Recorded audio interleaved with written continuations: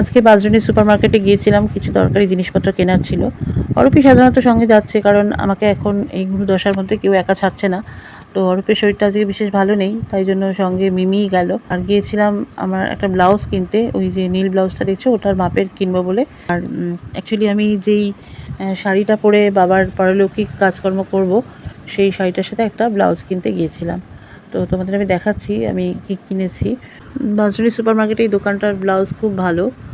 তো মানে খুব ভালো, মানে একদম বানানো ব্লাউজের মতো ফিটিংস হয় আর কি, ওই জন্য ওখান থেকেই কিনি। আর এই যে দেখো মলমলের ওপর একটা বাটিক ছাপার শাড়ি, এই শাড়িটা পরেই আমি আমার বাবার কাজ করব। আর এর সাথে যে ব্লাউজটা কিনেছি সেটা হচ্ছে ওই যে পাড়ের মধ্যে যে অকার কালারটা রয়েছে, ওই অকার কালারের একটা ব্লাউজ কিনেছি। তো শাড়িটা দেখে লাল মনে হচ্ছে, অ্যাকচুয়ালি শাড়িটা কিন্তু ম্যারুন। তো যেহেতু অসম্ভব গরম, তাই জন্য মলমলের ওপরেই শাড়ি একটা নেওয়া হয়েছে, যে শাড়িটা পরে আমাকে সারাদিন থাকতে হবে। তো এই ছোট্ট ব্লগটা শেয়ার করে নিলাম।